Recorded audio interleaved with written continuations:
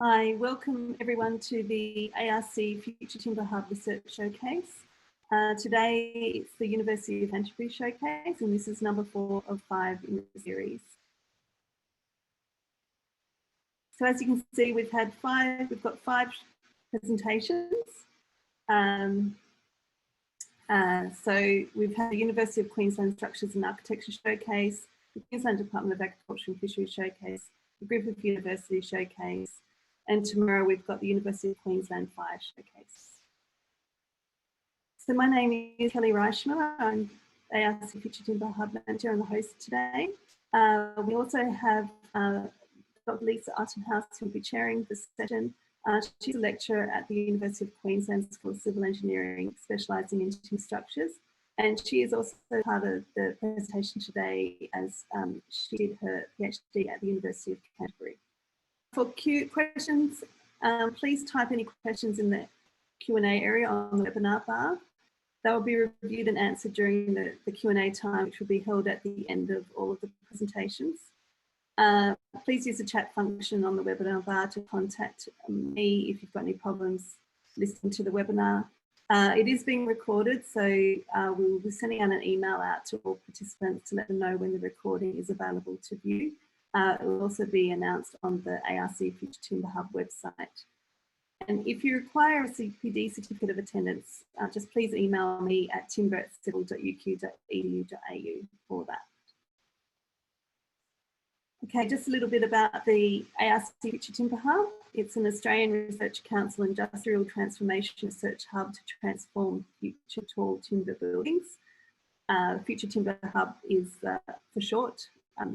The aim of the hub is to transform the Australian timber construction industry by generating the skills, knowledge and resources that will overcome current technological and social barriers that limit the application of timber to tall structures.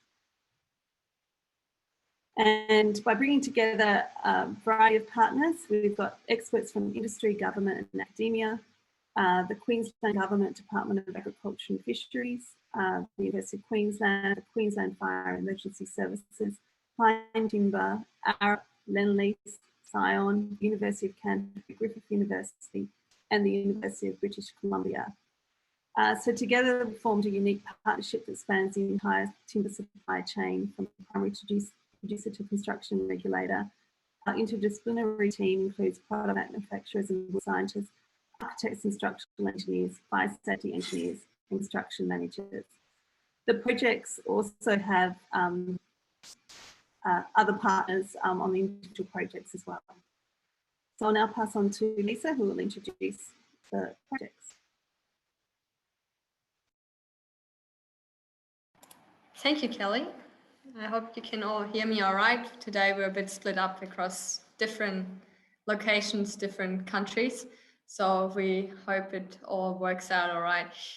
So 2 showcases from the University of Canterbury. The first one is going to be on structures, the second one on fire.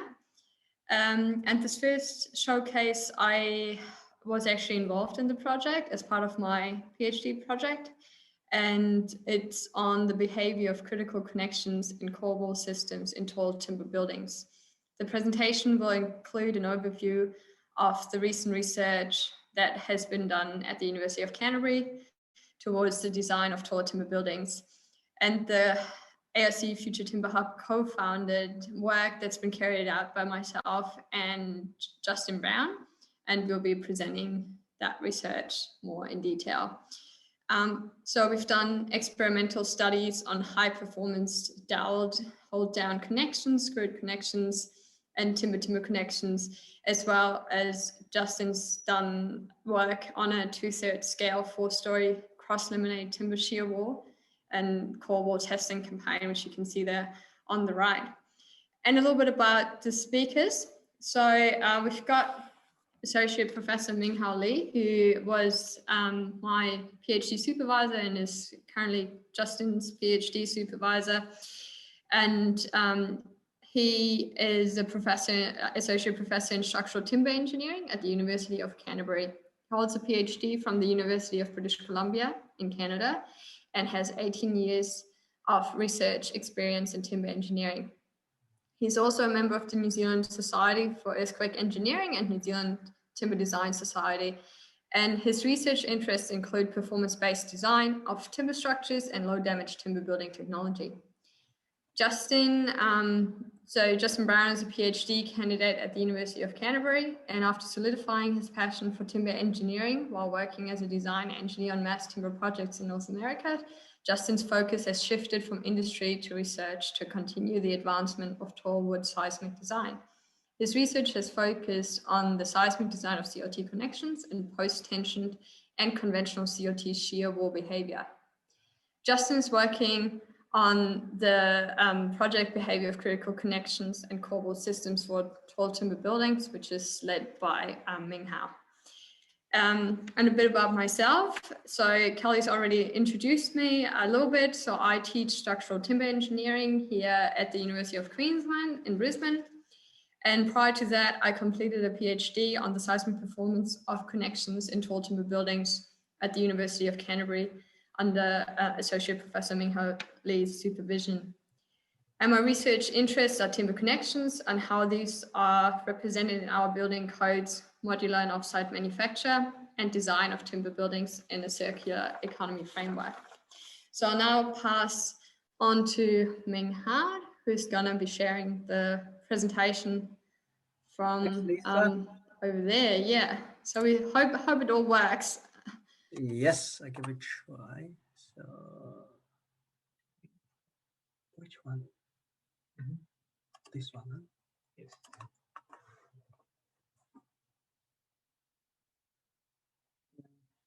Oh, I have to play this.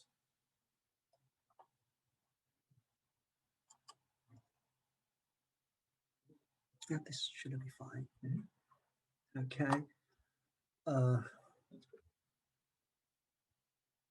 All right, so before Lisa and Justin move on to give a more detailed introduction on their Hubble-related project, so I just want to take this opportunity to give a quick overview of the recent timber-related research project here at the University of Canterbury. So our main objective of timber research here is to develop high-performance lateral load resisting system for mass timber buildings. So the list covers a number of previous PhD project and the current PhD project. So critical connection system for tall timber building. This project was led by Lisa, and the current one, COT core wall system research, was also led by Justin under my supervision. And there were a number of other PhD projects related to tall timber buildings. So a steel and timber hybrid system focusing on glulam frames with buckling restraint braces. And also we are researching these commonly used self-tapping screws in CLT construction with the purpose of developing high capacity hold-on connections, looking at different installation angles for self-tapping screws and how will it affect the strength, stiffness, and ductility of CLT connections. And the last one is to look at another type of hybrid system, coupled CLT shear walls with steel link beams. So the purpose is to introduce additional a source of energy dissipation by yielding steel link beams. So the first project actually is recently completed by a PhD student, Wenchen Dong. And this type of system essentially to replace conventional timber braces with steel buckling restraint braces. So the purpose obviously is to dissipate more earthquake energy under the load and also significantly increase the system ductility. Therefore, we can lower the design forces for these multi-story glulam structures. And the second one here is to look at the CLT hold-on connections using self-tapping screws, but installed with mixed angles. So these mixed angles include 90-degree installation. So this is commonly used as dowel type of connections. and also with incline angles, for example, 45 degrees. So by combining these two different installation angles, we are able to achieve high strength, high stiffness, and high ductilities for those critical connection systems in CLT shear walls. And the last one is this coupled CLT shear wall system with steel link beams. So at this stage, we are researching these critical connections between steel link beams and CLT wall panels. So the purpose is to protect timber elements and these connections so that the yielding energy dissipation will happen in the steel link beams. Therefore, we can significantly increase the capacity, the stiffness, and the energy dissipation in these coupled shear wall systems. And so I will hand it back to Lisa. So talking about her hub-related project. Yeah, thank you. Do you want to keep sharing? Oh, okay. I see. So I'm gonna click this one. Is it okay, there we Lisa? go. Yeah, that's good. That's good. Okay. Okay. All right, cool. So the project was on seismic performance of dowel type connections in tall timber buildings, and it was supervised by Ming Hao, Tobias Smith, and Pierre Creneville. Next slide, please. And just a bit of a background. So I've drawn two different lateral loading scenarios there. So one is wind load on the left-hand side there, and the other one would be seismic load that excites a tall timber building. And in that context, connections really define the overall structural performance of a building in terms of ductility, stiffness, strength. And timber is different from steel and concrete in that the connections are actually usually the only source of ductility and energy dissipation when we get overloading. And I've just drawn schematically one of those hold down connections that I was looking at, and you see some dowel yielding that then dissipates that energy that we're introducing into the system. Next slide. So I did a few small scale tests at first, just to kind of get an idea of the influence of the dowel spacing on overall strength and ductility in a dowel connection, and also some embedment testing to predict the CLT connection strength, as there wasn't any data available for New Zealand CLT. Next slide.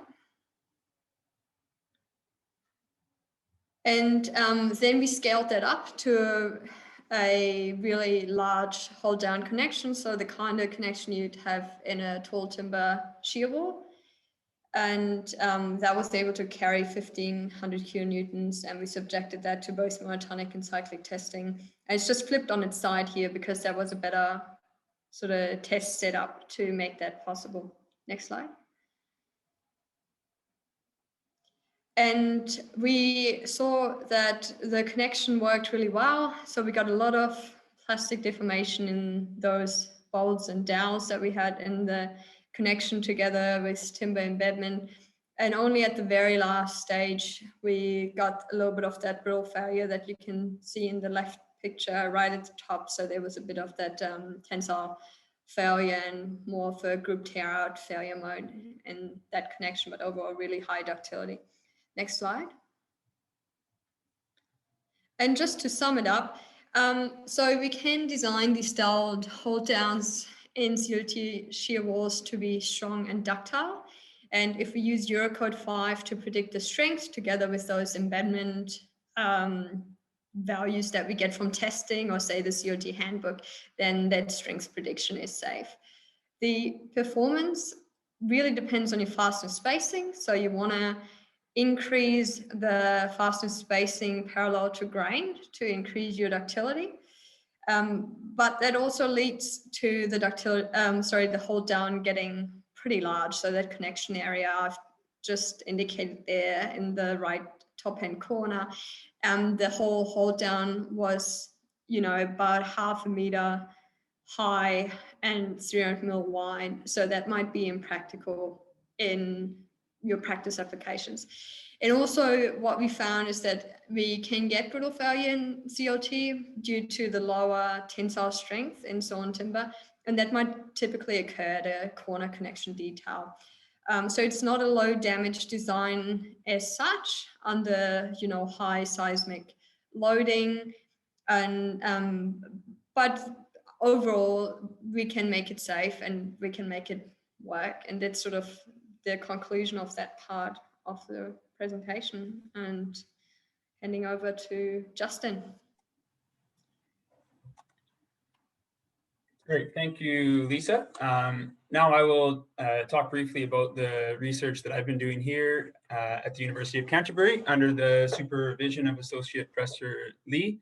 My other associate supervisors are also Professor Palermo, Professor Pampinen, and Dr. Sarti.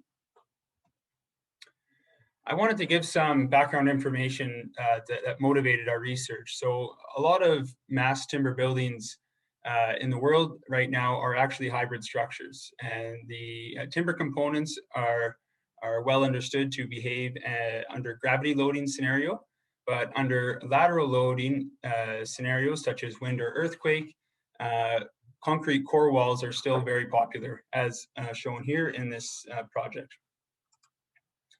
One of the reasons for this is that timber is inherently a more flexible material, and we have to understand these displacements. And further to this, as Lisa discussed, the connections are critical, and we need to have a deep understanding of that as it will determine the system performance. So in this research, some of the solutions we wanted to investigate were, one, to look at high performance connections, strong, stiff, and ductile connections. And two, we wanted to look at structural form, which could increase stiffness, as shown here theoretically by Buchanan.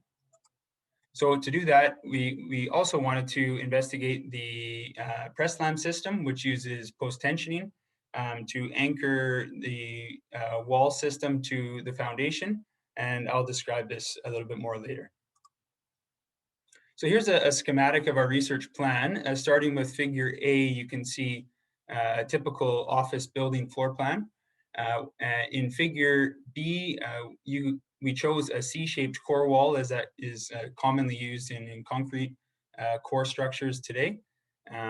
In that C-shaped timber core wall, we have three key joints, which are shown in C: the orthogonal joint, the in-plane joint, and the horizontal joint.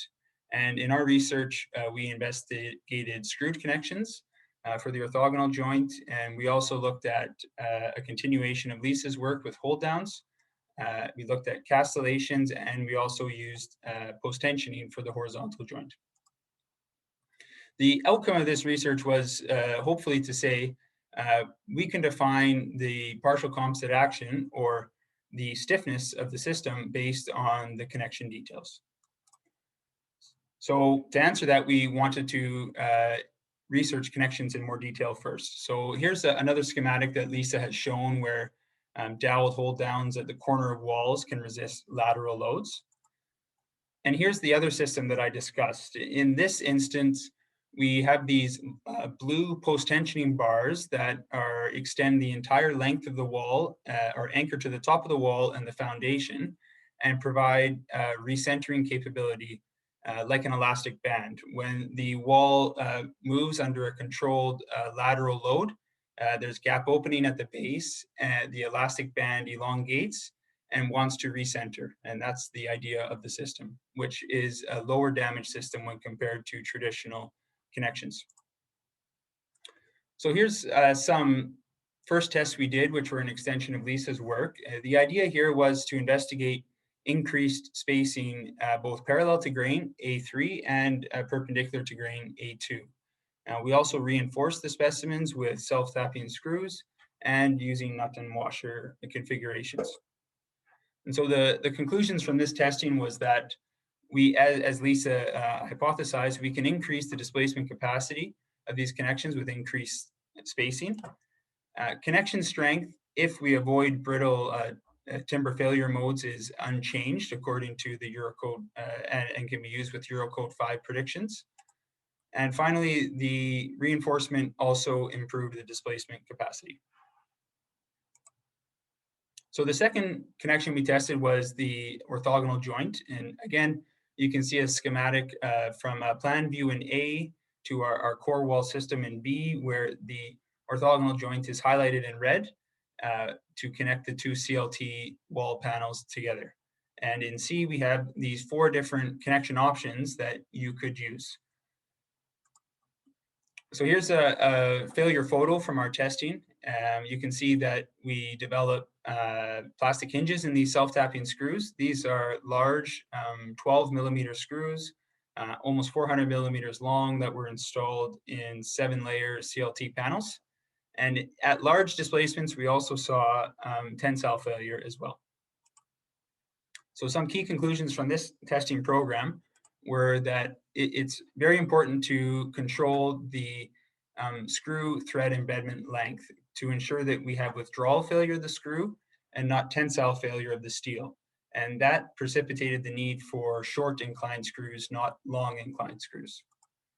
And secondly, we determined that mixed angle screws can also significantly increase the displacement capacity while still providing high strength connections.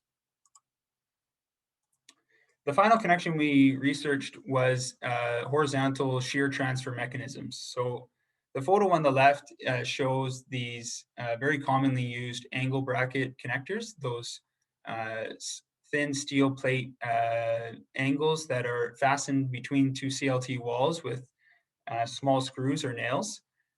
They are very easy to install on site. However, their capacity is limited, often less than 100 kilonewtons, or even less if we need to consider seismic design. On the right, I show some photos of what we call castellated connections, where they are really wood-to-wood contact joints that are CNC during fabrication to connect these panels together and transfer shear forces on a contact bearing.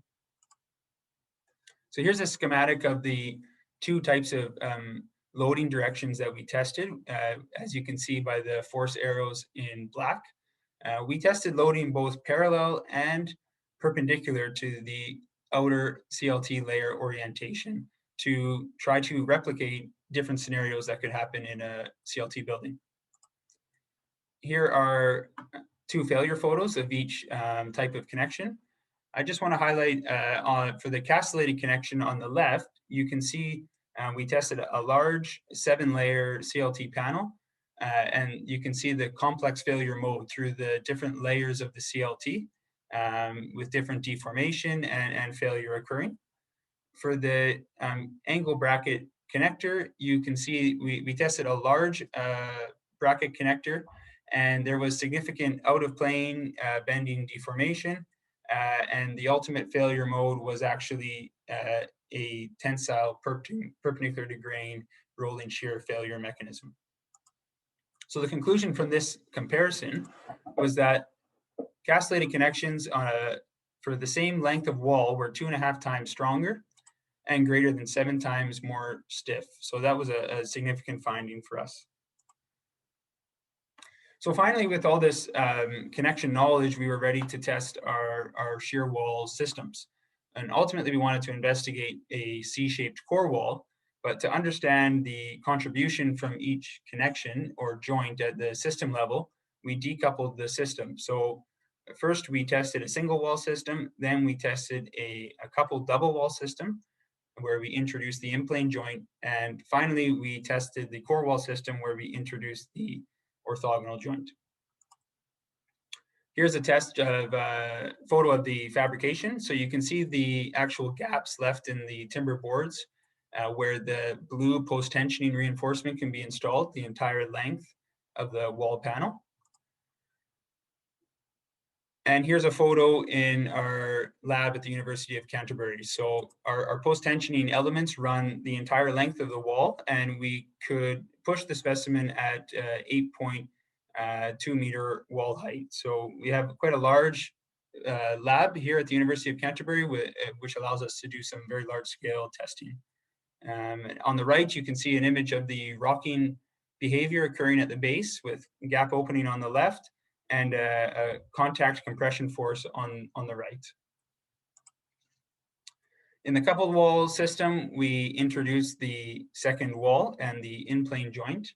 And what I want to highlight is if you compare the blue curve versus the orange curve, in the blue curve, we installed approximately 4 times the amount of screws. And the conclusions for this is, as we expected, when we increase the amount of screws, we can increase the system stiffness and strength significantly.